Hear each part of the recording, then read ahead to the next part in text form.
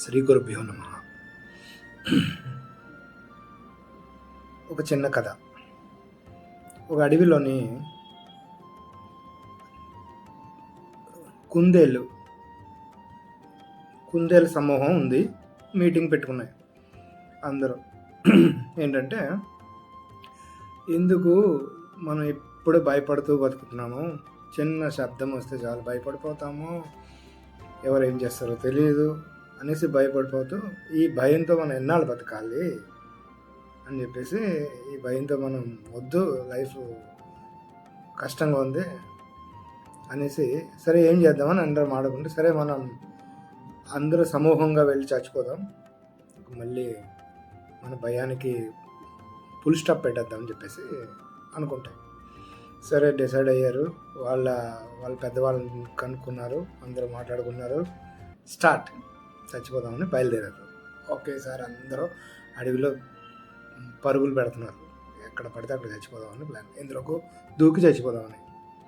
ఈ పరుగులు ఎట్టడంలోనే ఆకుల యొక్క శబ్దము, గాలి ఎక్కువ ఒకేసారి అంత పోస్తున్నాయి కదా. ఈ శబ్దానికి మరికొన్ని జంతువులు భయపడి వాటి స్థానాల్లోకి వెళ్ళిపోయాయి. ఒక్కసారిగా అందులో ఉన్న ఒక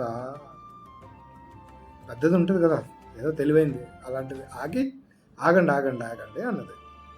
ఎందుకు ఆపారు అనేసి అడిగితే, ఒక్క నిమిషం ఆగండి, మనం పరిగెడుతుంటే మనల్ని చూసి భయపడే జంతువులు ఎక్కడున్నాయి ఇంకా అనేసి క్వశ్చన్ వేసింది.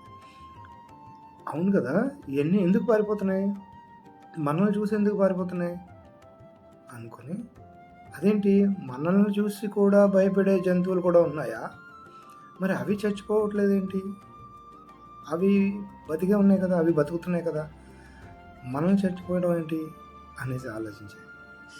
అంతే కదా, ఇప్పుడు అది దానికి భయమే, ప్రతి జంతువుకి భయమే. కానీ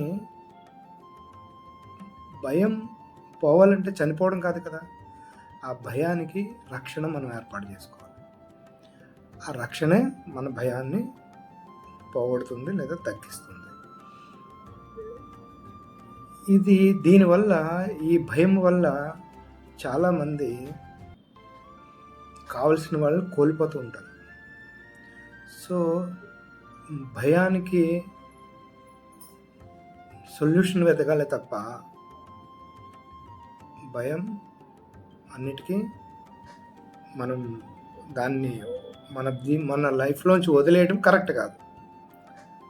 ఏదైనా సరే భయం ప్రతి దాంట్లోనే ఉంటుంది. కానీ ఆ భయాన్ని ఏ విధంగా భయం నుంచి మనం బయటపడాలి అని రక్షణ కవచాన్ని మనం ఏర్పాటు చేసుకుంటే ఏ భయము మనల్ని ఏం చేయలేదు.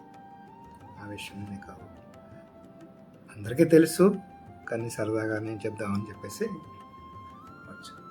శ్రీమాత్రే నమః. శ్రీ గురుభ్యో నమః.